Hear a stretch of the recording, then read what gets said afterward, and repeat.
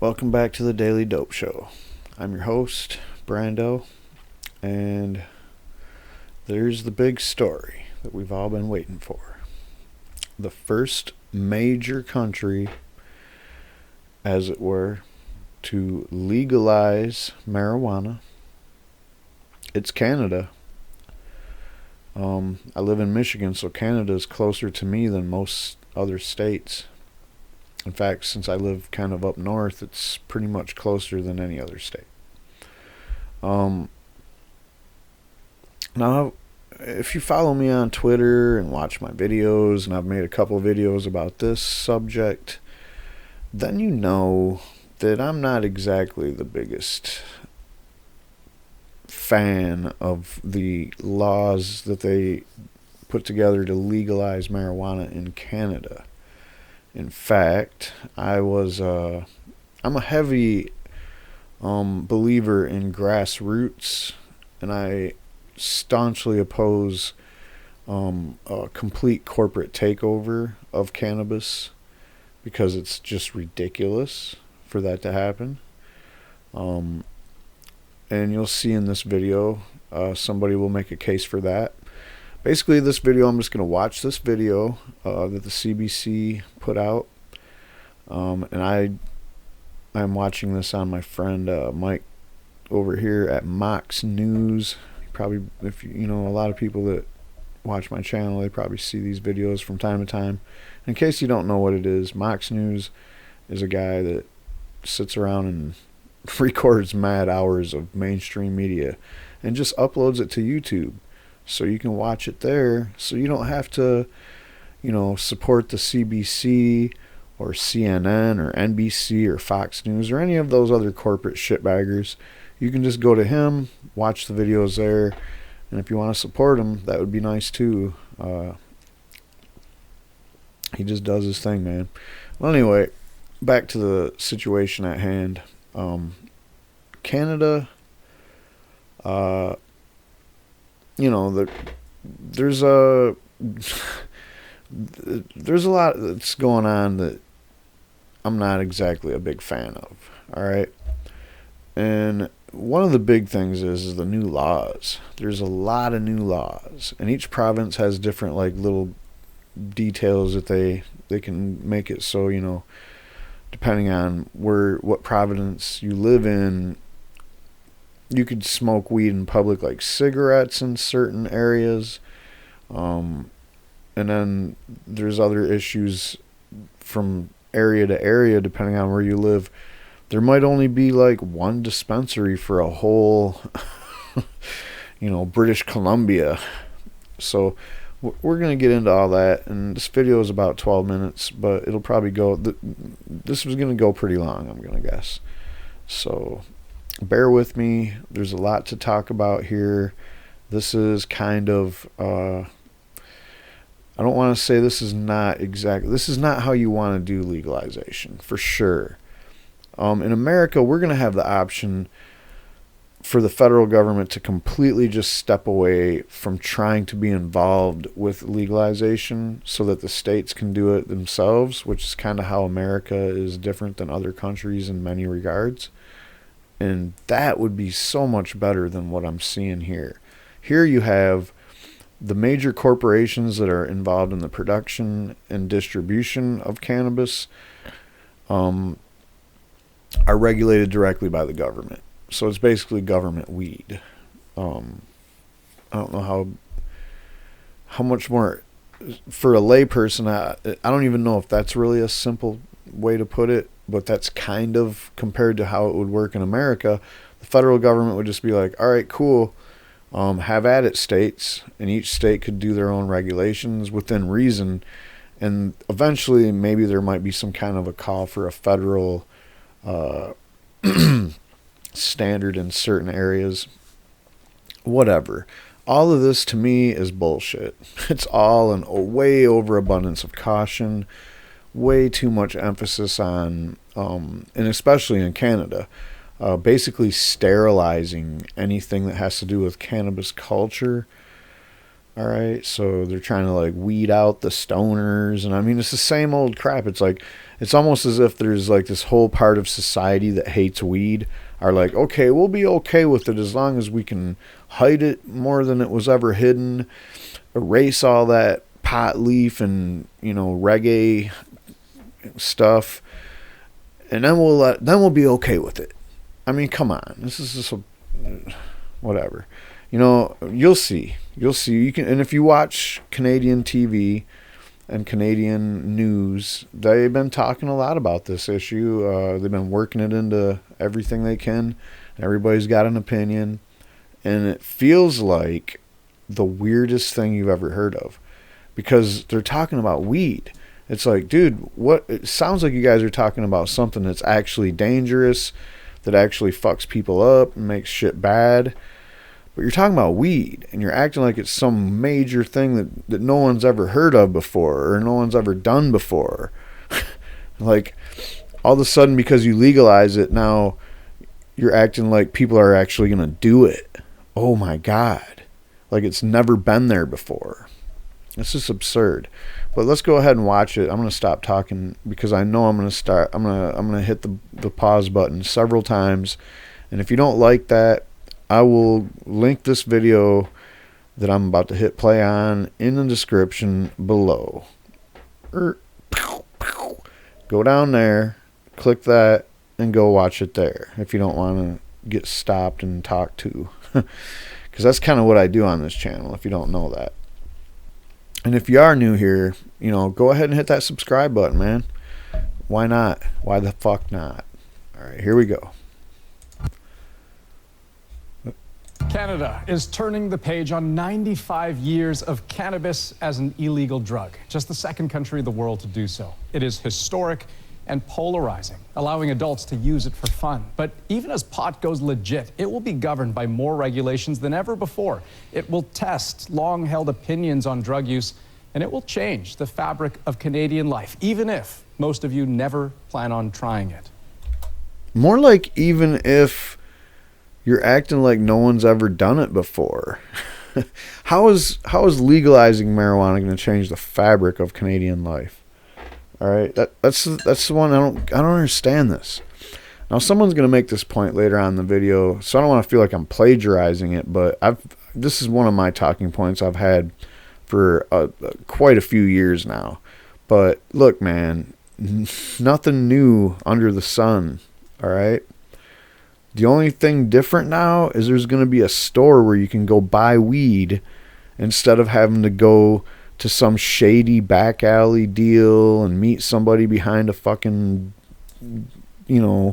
triple X rated bookstore in the alley. And it's there's nothing new going on here, man. And if anything, and when you hear about these people talking about it as if some crazy new scourge is coming to town, just remember that even Canada is in the midst of an opioid epidemic / crisis, or whatever you want to call it, where people are literally dropping dead every day all over Canada from opioids.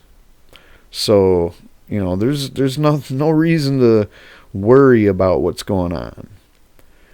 Tonight, we'll see how doctors are challenging the government over medical concerns. We'll get the lowdown from an illicit dealer on how the world of black market pot is adapting. And we'll track the country's very first legal sales in St. John's. But first, the CBC's Catherine Cullen kicks off our coverage with the government's big bet on legalization. Just to let you know, tonight we are going to celebrate by smoking some weed. This is some I grew it weed, and it is pretty good. What is this again?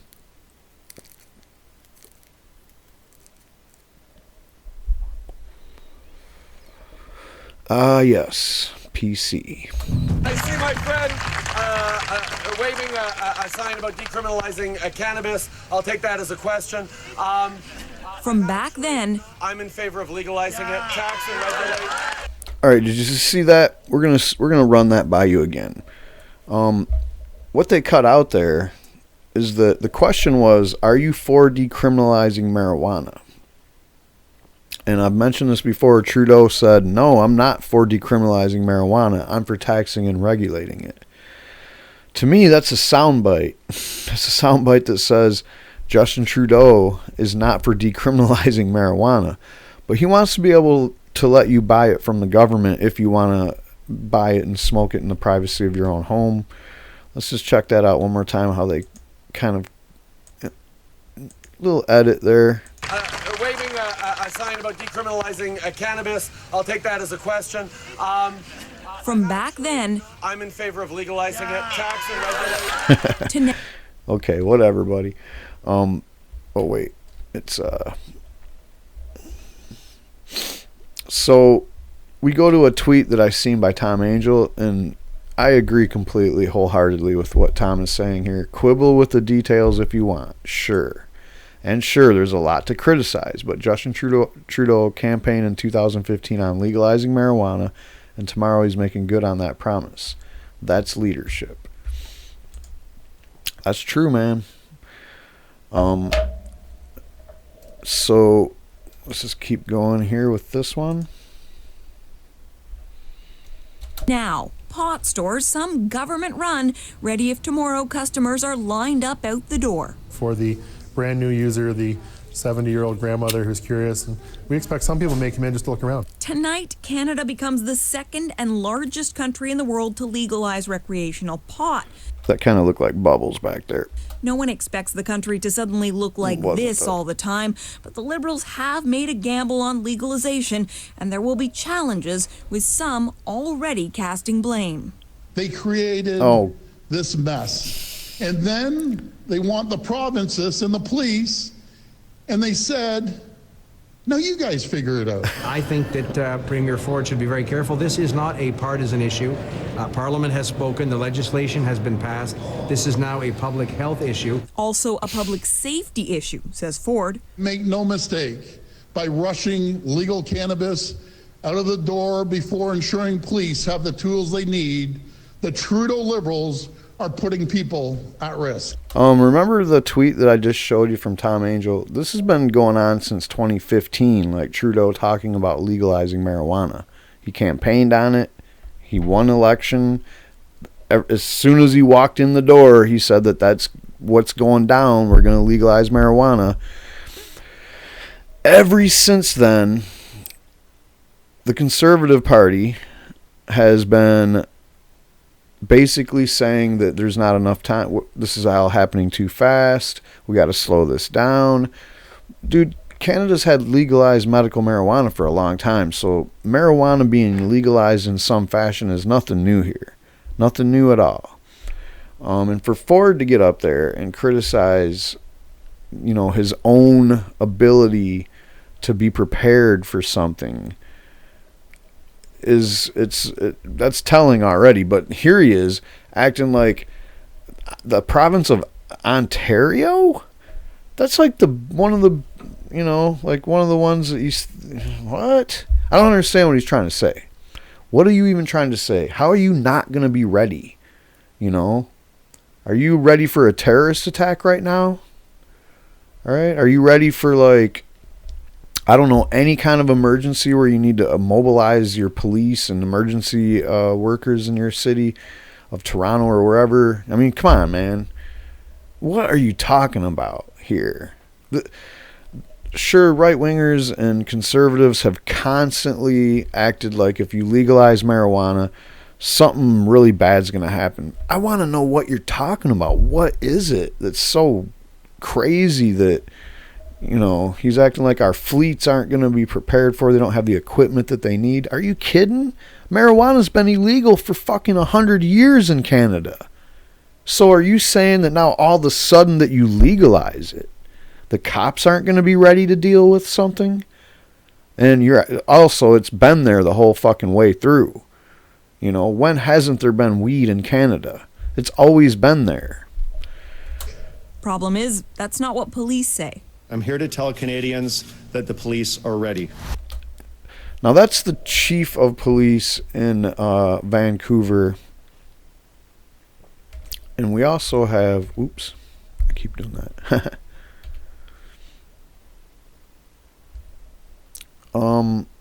I guess I didn't pull it up, but I do have a link to an article by Travis Lupick, who writes in Vancouver.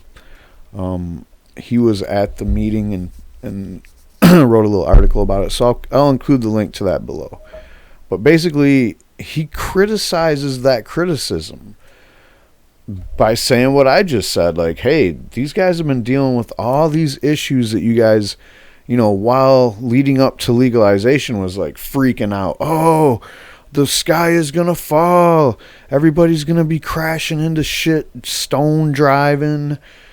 Kids are going to be smoking weed and just everything that you always hear from the same reefer madness, tenants are carted out.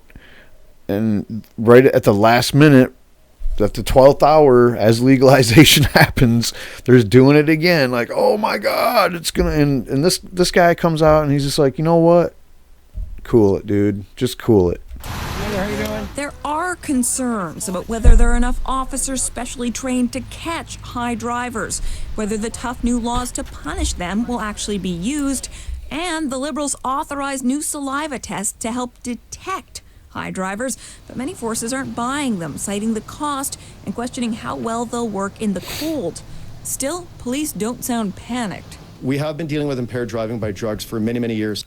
And what about those with a criminal record for possessing something that's now legal? We're going to be working on that, as I said, as soon as the day of legalization comes into force. All right, and on that note, I got good news for you. I seen this tweet pop up earlier today, and I almost wanted to make a video just about it. But, all right, let's look at this. This Tom Angel tweeted this once again. And, I don't know, in case you don't know who Tom Angel is, he's the guy that started the publication called Marijuana Moment. And go check that out at marijuanamoment.net. And that's where basically, you can get all the updates on basically all the things happening in the cannabis world. And he also tracks hundreds, if not thousands, of pieces of legislation. I'd say at least 700 minimum. So in Canada, CTV Atlantic has confirmed that the government of Canada will announce tomorrow morning that it intends to give pardons to Canadians who have been convicted of simple possession of marijuana of 30 grams or less. That's pretty good news. It's kind of it's a little crazy.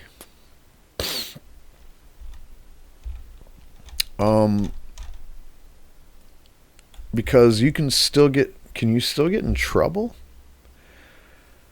I don't know. There's ways to get in trouble for having 30 grams or less. But whatever. This is huge. That's in the vein of what they were just talking about. So, congratulations, Canada, for getting that one, at least coming out of the gate, trying to look into that. Now, I still have a huge problem with all the ways that they've made it, that they still have criminal penalties. And we're talking about felonies that could land you 14 years in prison style charges. So I think that we need to start thinking about maybe ending prohibition. All right. So when you have a whole country that's one of the big, G7 countries, one of the major industrialist countries on the planet, our next door neighbor, a huge ally of America, legalizing marijuana, somehow, we still have that. Tomorrow morning, the government is expected to announce its plans for pardons for Canadians convicted of simple pot possession as Canada's historic shift from prohibition to legalization sets in. Catherine Cullen, CBC News, Ottawa. Now, you heard the government mention this is a public health issue. But on that front, as Christine Bierek explains, some doctors fear this is all just a massive social experiment that could have lasting impacts. As far as public health experiments go, legalizing cannabis is a biggie. The road is uncertain. The Canadian Medical Association Journal warned the government not to take it, saying the long-term health impacts could be devastating. And if more Canadians end up smoking pot, this experiment will have failed. They don't like weed. For whatever reason, these doctors and these people that are the religious community that hates it, the people in government that still hate it, the people in law enforcement that still hate it, they all have a couple things in common. The first one is that they don't smoke weed. The second one is that they're not allowed to smoke weed. To get the job that they have, that was the one thing that I guarantee you, if they ever got caught doing, you're done. You got disqualified. Or you go to some rehab thing and jump through a whole bunch of hoops. And if it's an electable position, then them hoops ain't going to be good enough. So that's it. That's all it is, man. And we're sick of hearing about what you guys think is going to happen. We've had legalization in America for quite a while. All right. The sky has not fallen in Colorado. The sky has not fallen in Washington. What we find is that not a whole lot of new people come around and start smoking weed. And the reason that is because as we've been through prohibition for 80 years in America and the drug war for over 45 years, what you notice is that people have basically, as far as just using marijuana goes, you know, like you're at a party and it's offered to you. As far as using marijuana goes, pretty much most people have used it by now without the fear of getting busted for it. So this is not something where just because it's legal and you can go and buy it at a store, all of a sudden you're going to have this new surge of users that never tried it before. That's not the case. All right? And it doesn't even matter. You're acting like marijuana is going to cause problems if more people are using it. What are you talking about? So you're already saying that the people that already use it are problems. And if more people use it, more problems. There's a little bit of a problem with that line of thinking, I think. Because you are already assuming, you're already starting your assumption in a bad place, in a place that you're definitely wrong. You have no business being in that place to say that people that smoke marijuana currently are a problem. That's all I'm saying. You're saying it's a public health situation? You're the public health problem. People like you that perpetuate these myths about marijuana are the problem, especially doctors, because you have no background in marijuana study. You don't care about the science, and you don't care about facts. You care about fear-based propaganda, and I don't even know why. Oh, that's because you're a doctor. Oh, you work for pharma. They hate marijuana. They're the ones that made marijuana illegal. They're one of the leaders of it, that banned it in the first place, because it was competition for the families that owned patents on pills at the time. We don't want to find out, like we did with tobacco down the line, decades down the line, that we made a mistake. And so there is no mistake, all right? You made a mistake with tobacco and alcohol, but you knew all along that those things were bad. And the mistake, there's no mistake. You know that if you prohibit them, more people do. There's more problems were caused if you tried prohibiting them. I don't know if there's ever been an attempt to try to prohibit tobacco. But with alcohol, we've seen the results of that, and society as a whole agreed that it's probably a safer bet just to not prohibit it. All right? So I don't know what you're talking about, lady. Prohibition never works. And it's against the very ideas of a free Western society that Canadians, expect. You don't expect the government to come nanny state and cracking down on somebody for smoking a damn joint. So what are you talking about, lady? It could cause even more adverse effects than we suspect it does. No, it could not cause more adverse effects than we suspect it does, because we've had case studies. We know about legalization. Nothing but positive results. All right. Now I hear a lot of people talking about, you know, the fact that Kevin Sabat and all the propaganda against marijuana is all never came true. And, you know, I'm probably somebody that's guilty of that. But what I don't hear a lot of people talk about is the positive things about legalization in places like Colorado and Washington and other places. Why don't people talk about that? Well, people talk about the decrease in auto accidents overall. In Colorado. That's a study I've seen. There's actually been a decrease in overall car accidents. Now you might say, well, Brandon, that doesn't have anything to do with marijuana legalization, because, you know, you haven't proven that those people that didn't get in a wreck were stoned or not. You see where I'm going with that one? The thing is, they use the opposite. When for some reason in 2016 or 15, maybe some car wrecks were higher than they were the year before, oh my God, that had to be because of legalized marijuana. Even though I said, but wait, you can't prove that those people that got in those wrecks were even on marijuana or even ever smoked marijuana. You're just saying the overall number of wrecks went up or down. So, but the thing is we can look at all kinds of their propaganda, and we can say that actually positive results has come from legalizing marijuana. For example, the prison expenses for the state to lock people up for marijuana is zero now. How do you like that? What did it used to be before? Oh yeah, county jail was about $35,000 a year average to lock somebody in there. And at the prison level, you're talking about more in the area of $50,000 for Colorado, and for Washington, $65,000. So, you know, that's a very positive thing. That who pays for that, by the way? I wondered. That's the taxpayer. What else is there? Well, there's law enforcement. There's actual investigations and lab expenses. To try one marijuana case can cost the state anywhere, and this is including the jailing of the person and after sentencing, it can go up to $1 million per person. Believe it. So there's one benefit. We could sit here and talk about the positive outcomes of legalizing marijuana all day. All right, but one of the biggest ones is that, you know, we no longer have to worry about like our freedoms being basically just taken right away because we have marijuana. That's a big deal.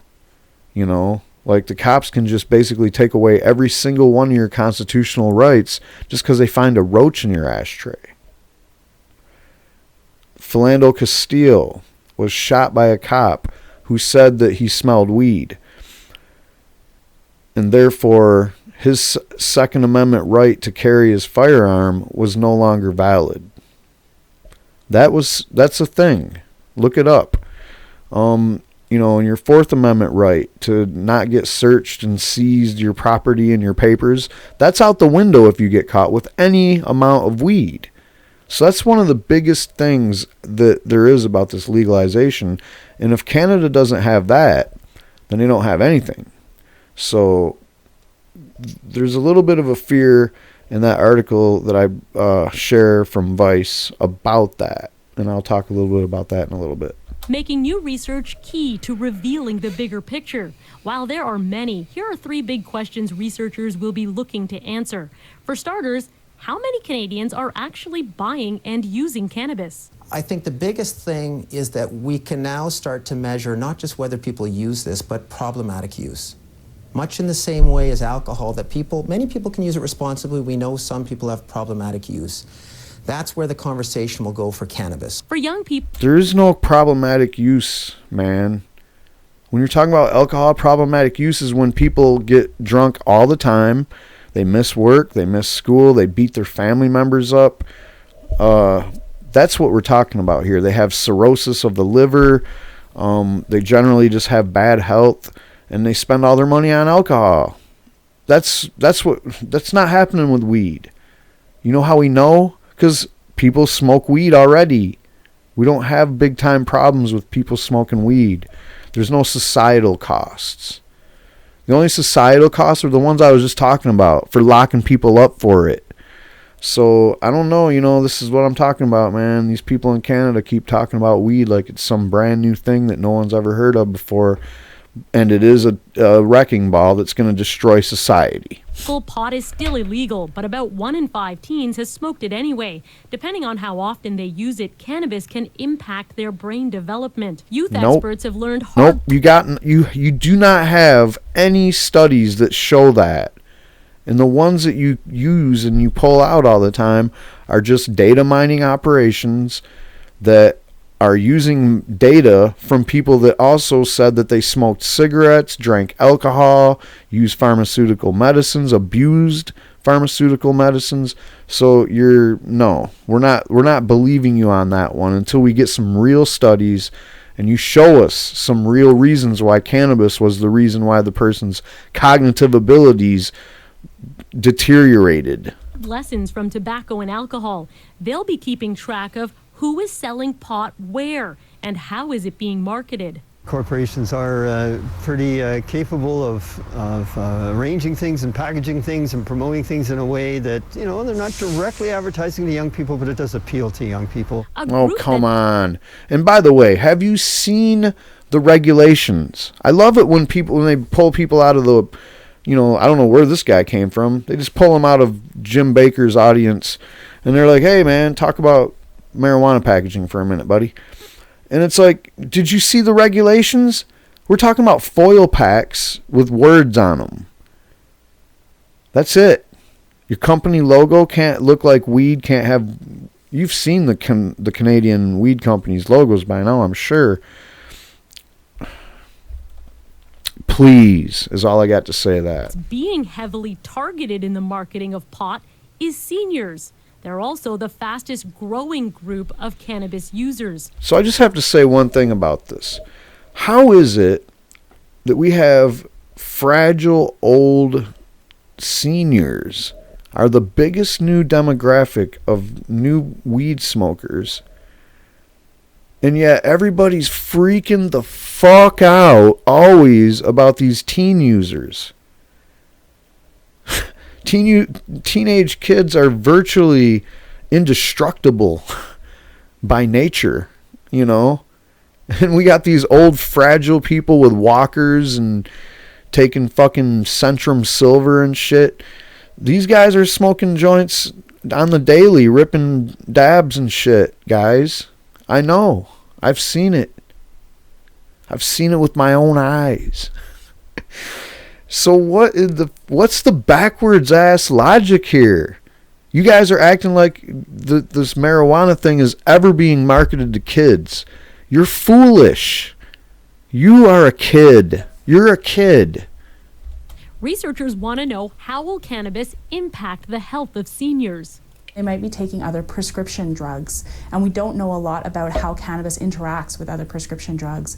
Yes, we do. We do. She can't. Does that look like a face of an honest person? Look at her. She knows she's just lying through her teeth. We absolutely have scientific papers by the thousands that talk about marijuana interaction with every drug ever invented. Because you know why? Every time they fucking invent a new drug, they try to match it up with marijuana and make it so, oh, look, be careful, don't smoke weed if you're doing this, so that they can actually say, look, man, we can't prescribe you this if you burn a piss test for weed, because it interacts with weed in a bad way. They've been trying to prove that about everything from aspirin to everything, heroin. But guess what? If you look into some of those studies, and I've poured through them for hours, and you'll find that actually marijuana helps the efficacy of a lot of pharmaceutical drugs. And there's even been studies in the recent years that give credible scientific evidence that cannabinoids used in conjunction with chemotherapy medicine and radiation help, on many levels to treat cancer. Not only did it shrink tumors or help to, make cancer cells metastasinate on each other, which is like the cancer just eats itself. It also makes it so you can eat after you have the chemo and the radiation, and you're not is so sick that you can't eat. Or even if you are sick, you can still plow through the eating part. So there's a lot of ways that we know that cannabis interacts with medications. And to act like all of a sudden, just because they legalized weed today, that some senior's going to fire up a doobie and he took his different pills that he already took, he's going to have an adverse reaction and maybe die. So this is more of that fear-based propaganda that's 100% bullshit.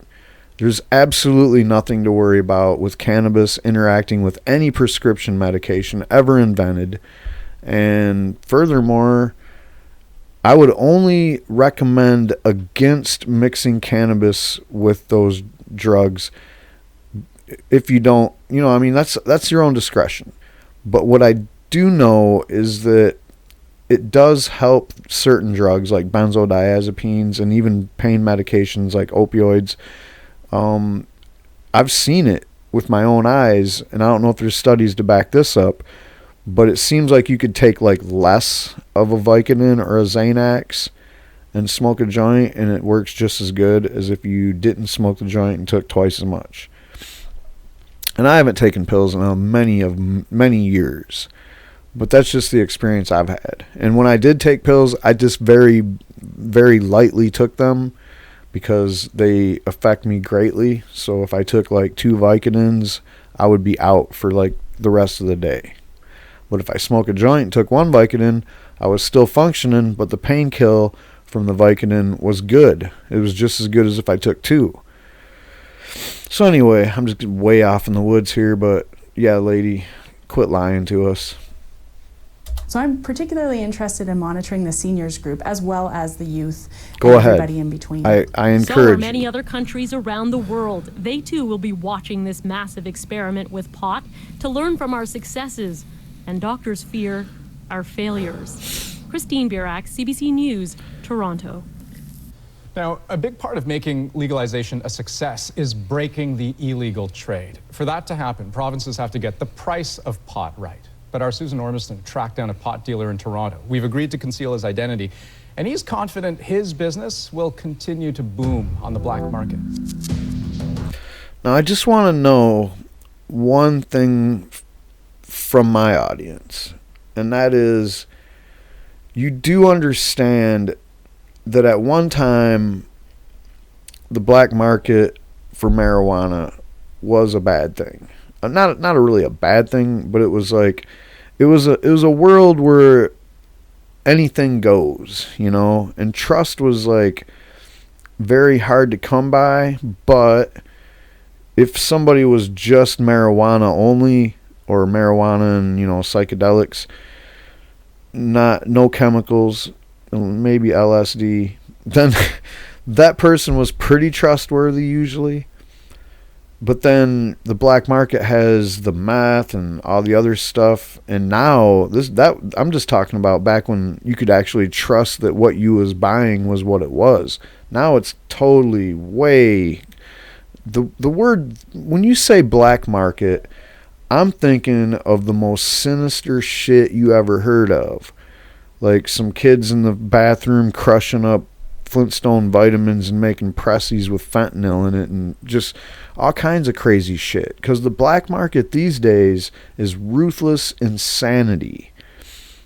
If you buy 10 bags of drugs, I guarantee you, maybe if you're lucky, one of them will have 50% of what you thought it was in it.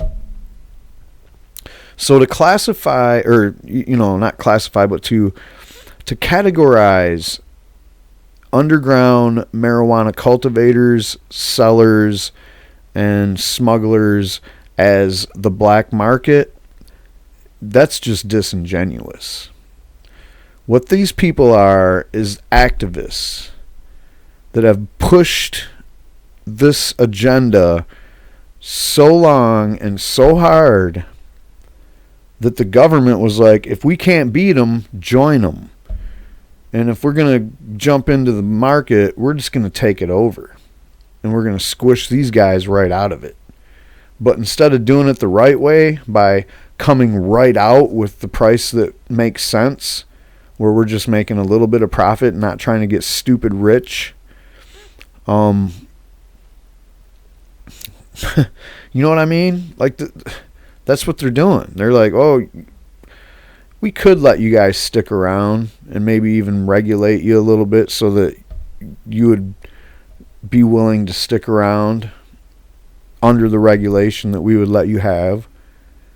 And I'm just saying this because, man, these are small business people.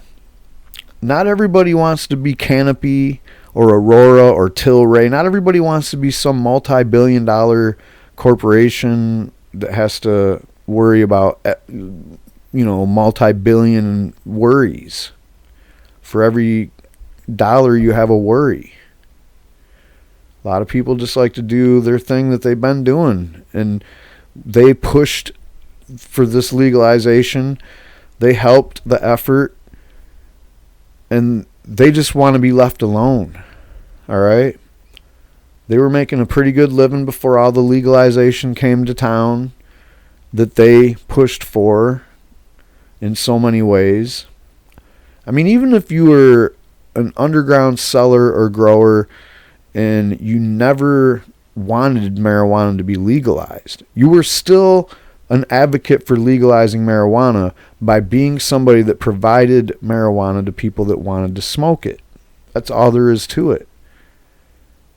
And nobody believes any of these people should be criminalized, especially the end user. I mean, the other people, the only reason you could justify the criminalization of them is because they're outside of the system. So they seem kind of like, at the very least, you could be, oh, they're tax evading. They're just making illegal money. But calling this guy the black market and just the way they categorize, or I'm sorry, I keep saying that, just the way they keep classifying this guy and talking about people like that are outside of the regulated system being this criminal enterprise, organized crime / shit. It's absurd. But that's what they got to do. They got to put fear into people, and the only way they can do it is to associate them with things that people are already afraid of. So here we go, and I'll try my hardest not to stop this and just let this go through, because this guy does a great job of making a case for people outside of the regulated market.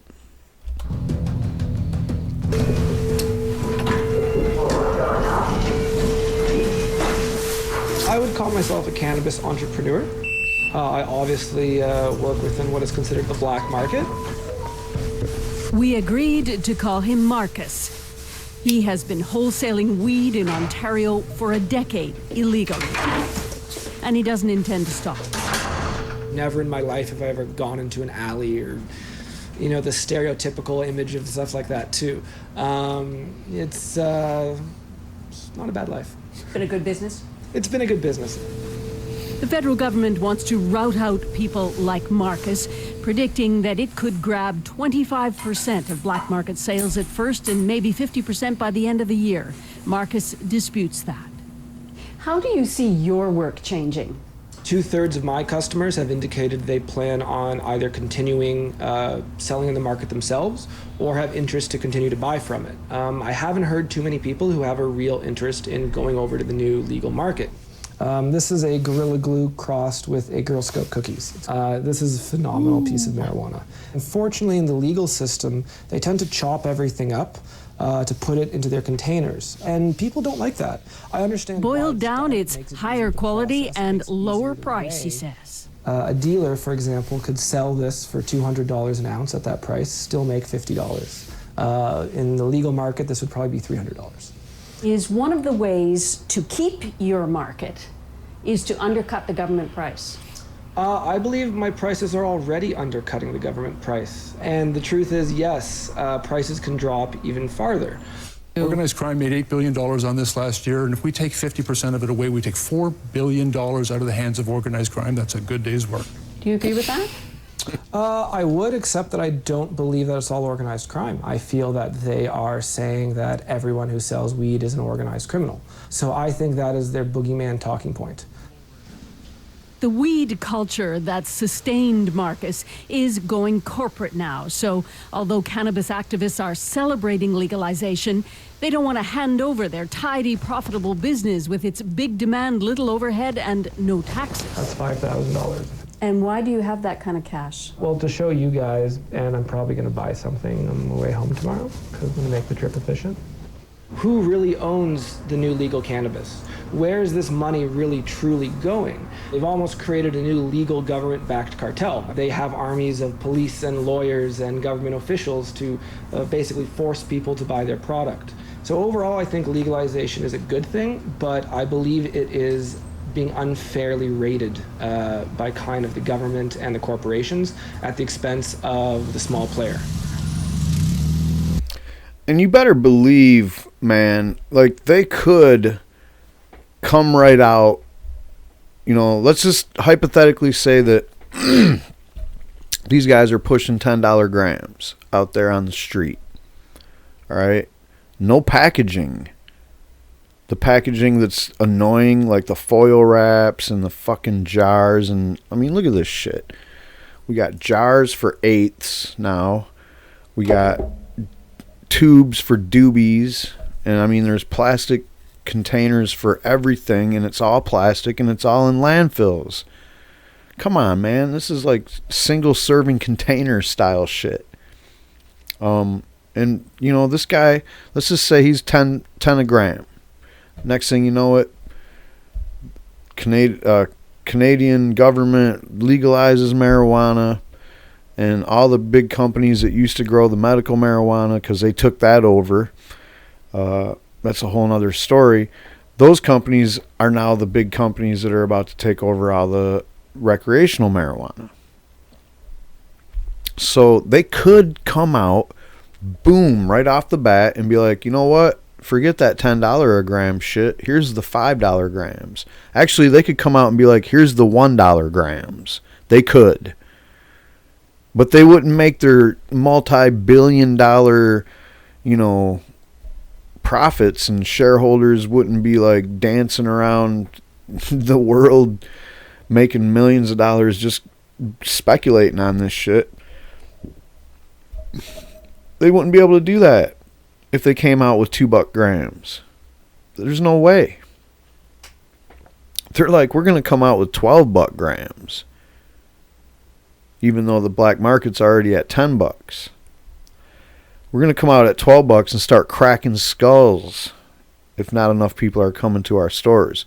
I don't think they have nothing to worry about. I think their stores are going to be plenty swamped with people coming to them.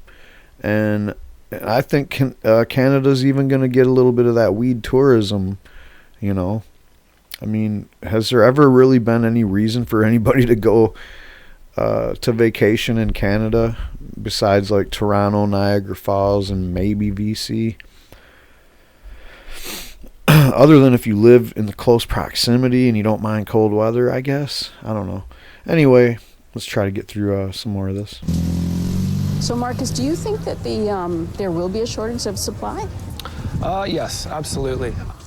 Marcus says he'll fill those gaps, selling illegally grown weed, mostly from BC. No shortage. In 6 months, what's this going to look like? Not much is really honestly going to change. Those who are still smoking a lot of weed are going to continue to smoke a lot of weed. Those who aren't might try it, but that's that. If you're happy continuing buying from the black market, continue to do so. We'll still be here. Susan Ormiston, CBC News, Toronto. 2, 1. There it is. Job done? And that was it. The first gram of legal recreational pot sold in Canada, making this only the second country after Uruguay to go legit. A couple of stores in St. John's made the inaugural sales at exactly midnight. And much that is was that? precisely where we find our Chris O'Neill Yates. Chris, we have watched you there all night, part spectacle, part carnival. What's it actually been like? Yeah, it's both of those, Adrian. A lot of excitement. People are still coming in the door and they're lined up around the corner. What you'll see here are lines of people who are lining up to see the cannabis, which is behind the counter there in those drawers. And there's a steady stream of people coming. They're all pretty excited. The first man to buy cannabis was Ian Power tonight. And he said he's not even going to smoke the first gram. He's going to take it and frame it and put it on his wall. He's been a cannabis Frame that activist receipt. for a long time. People here are really happy to be part of history in this province. The first gram of marijuana that was sold here was at 12:01. So a lot of people wanted to be out and to be part of that history, to be the first people in Canada to come out and legally buy their gram or more of pot. Okay, thanks. That's Chris O'Neill Yates in Newfoundland. As she said, the first place in Canada where pot became legal. So how else is Canada acknowledging this moment? Well, a nightclub in Toronto is holding a Cannabis Eve party, complete with what you just saw there, a giant bud of pot hanging above the dance floor. At the stroke of midnight, there was a bud drop, as it were. And on the West Coast, fire sales. That's because many dispensaries already in business in Vancouver are going to have to close until they get the proper licenses to operate. Just one pot shop in all of BC has been cleared to open tomorrow. So do you think that there's going to be some black market activity tomorrow with only one pot shop in all of BC? I'm looking up. So I was looking up to see if I could find out how much that gram cost. And all I'm getting is video. So no one's actually put out any print media about that. Huh. Anyway, let me see. One more source.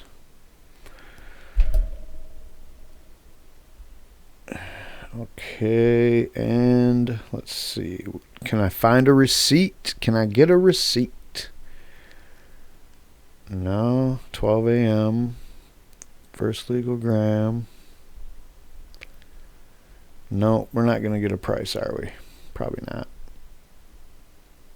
But anyway, I guess I don't really have anything else to add to this. So tomorrow, The National has you covered on all angles on day one of a brand new reality. Our reporters will be keeping their eyes on the rollout in big cities across the country and in small towns being transformed by a burgeoning industry. At the U.S. border. I mean, at the very most, the transformation might involve like some people getting legitimate jobs. I mean, I don't really. The Mexican drug cartel black market had been out of Canada since like the 80s when growers really started taking over the east and west coasts. Burgeoning industry. At the U.S. border, we'll learn how that country plans to react and what that could mean for you. Oh, that country.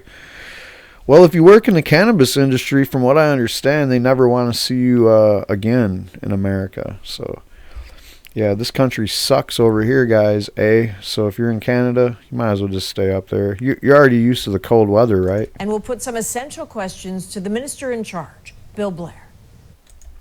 Sure.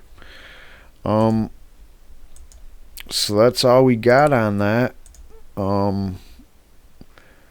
I mean, there's going to be some more news to come. And like I said, I'll leave some links in the description if you're interested in checking into some more stuff. The whole, like, we're going to go light and not roll out the crackdown quite right off the rippy. That was the Vancouver police chief that said that. That's the only police chief I can remember hearing that from in all of Canada. But I think that what he said, that sentiment is kind of felt throughout the world. Like, hey, we've already enforced this shit and we know how to deal with it when it was totally prohibited. Now there's a bunch of extra rules that you have. Big deal, you know, like there's only a few that cops actually need to know. Like as far as stone driving goes, Canada, the government Canada has done studies on driving stoned, and basically their conclusion has been not a big deal, nothing to really see here. So that's kind of ironic that that's one of the big talking points. And then again, Ford, I don't have any idea what he's even talking about. It's like the cops, they've already been dealing with this shit. The public health issues that you're talking about, that's the propaganda. It's not real. There is no like people checking into the mental health place because they just hacked up their family because they smoked a joint for the first time. It's not how it works. There's not people that are like, you know, having serious problems trying to quit smoking marijuana because they're addicted. And there's not people that are dead from opioids right now because they smoked a joint and they were like, I'm addicted to opioids. Let's do it. Like all these weird things that you guys have always been saying are reasons why marijuana is a public health issue are all fake. That's all propaganda. And I know you don't believe it. You're just still trying to push it because you're hoping for, and you know, this is going to sound a little sick and twisted, but these people are literally hoping to see some spikes in hospitalizations and drug driving crashes that result in deaths. They're hoping for bad results so that they can be vindicated and then later on be ahead of some kind of new movement to re-ban marijuana. Come on. You think that's not the case? You don't know these people like I do. I've been fighting this shit for my whole life, all right? For over 30 years. I've been fighting these prohibitionists that have this mindset that marijuana is this thing that they can say is bad because if you ever just took one hit of it and it gave you a buzz, it was probably the buzz of shrieking madness because reality came flashing before your eyes. Whatever. So that's all I got, guys. Check out, you know, more of this to come. And I don't know. I think it's a good thing that they've legalized marijuana in Canada. You know, if you want my opinion, hey, great. You're going to influence a lot of other countries that were kind of stubborn because they were like, well, the United Nations will kick our ass if we do this. Hey, there's a G7 country that's United Nations tight. They just did it. Hint, hint, America. So this is a big turning point, no doubt. Do I like the details and nuances of the bill that legalized marijuana in Canada? Hell no. It is anything but legalization. It's just a little bit of protectionism for people to make millions of dollars off of you smoking weed. And but you know, at the same time, I am not at all opposed to the overall effort and that it happened, because I know why these hamstrung things that are in it, like the driving while stoned, just ridiculous, like selling weed to a minor, just ridiculous penalties. So things like that, yeah, outlandish. And then the stringent regulations around growing weed. 4 plants, they can't be seen by anybody, and then, you know, violations are again strict felonious style, like prison sentences. Can't have that. That's not legalization. Other than that and all the other things, and I can go through a bullet list, and I might even do it. I might even make a video in the near future if I start seeing some cracking down going on about all the ways that this law sucks and can get you in trouble. But it would be up to you yourself, if you're still involved with underground activities, to know what the penalties are for what's going on, because they have increased penalties for just about everything there is to do with operating, you know, in the shadows, as it were. All right, that's all I got, guys. Sorry I held you for so long once again, but if you're new here, if you just stumbled in here because you've seen this video, you know, check out some other titles, maybe watch some other videos, and subscribe, because you know you want to check more of this shit out. I'm just doing this for you.